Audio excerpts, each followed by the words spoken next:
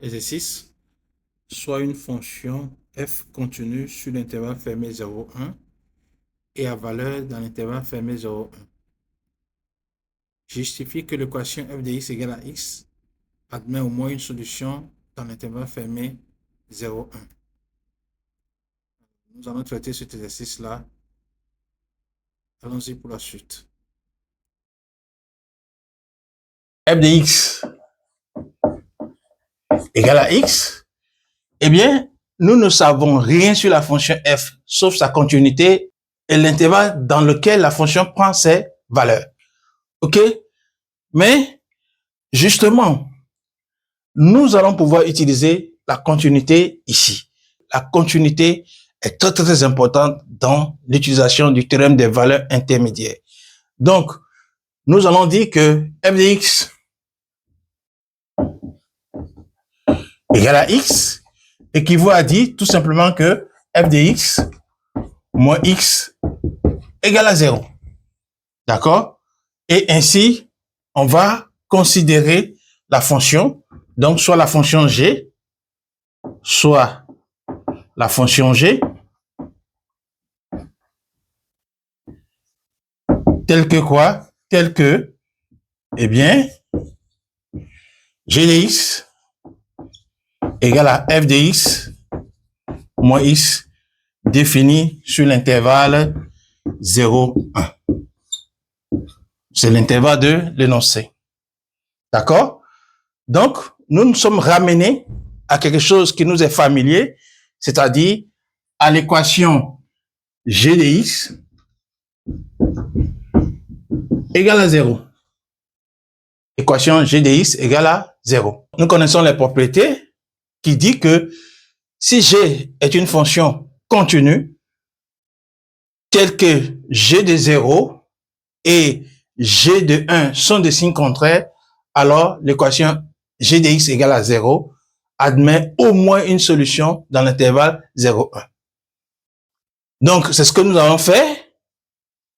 On va obéir pour appliquer, pour faire ce que le théorème exige. Première chose, continuité de g.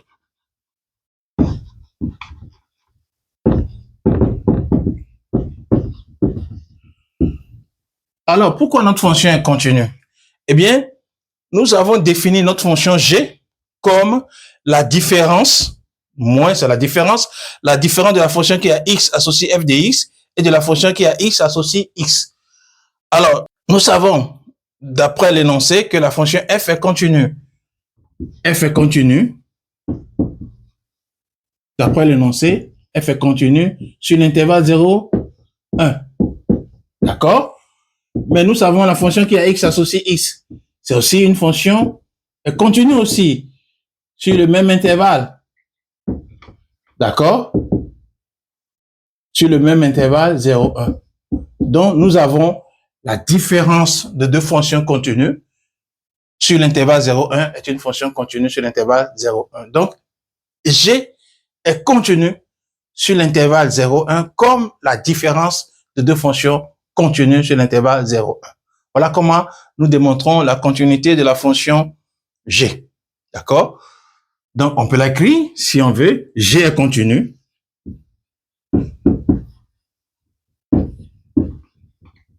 Sur l'intervalle fermé 0, 1, comme la différence de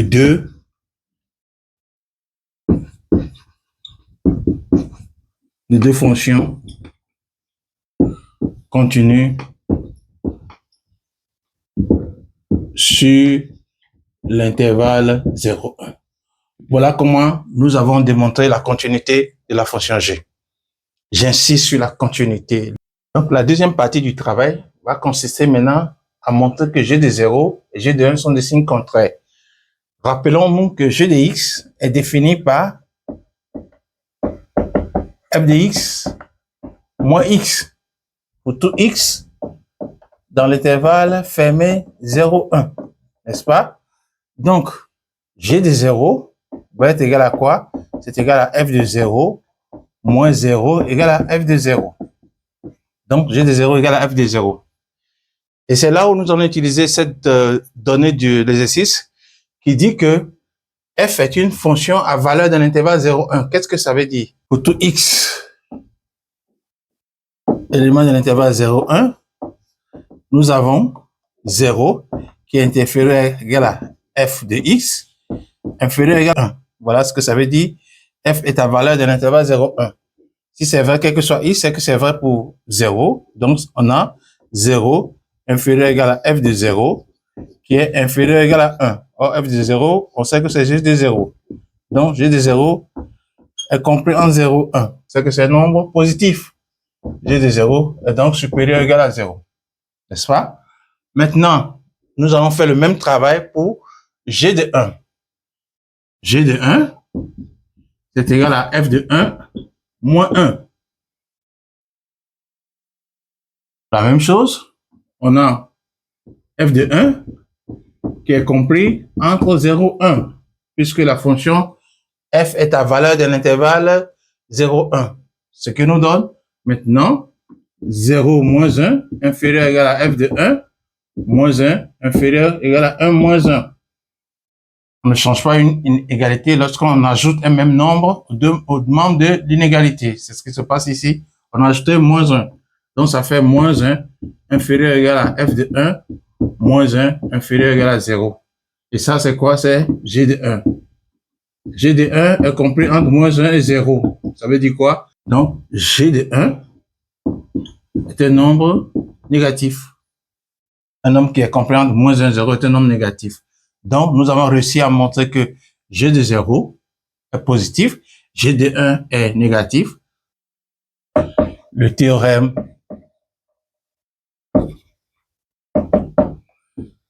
des valeurs intermédiaires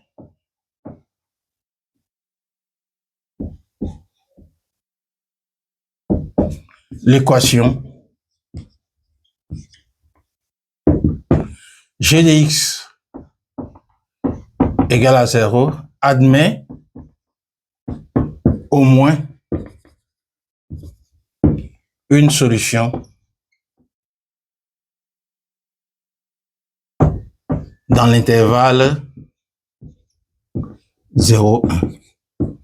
Mais qui dit G de X égale à 0 dit en réalité G de X égale à 0, ça veut dire en réalité F de X moins X égale à 0, ça veut dire en réalité que F de X égale à X. Donc, nous avons ainsi démontré que l'équation F de X égale à X admet au moins une solution dans l'intervalle fermé 0, 1.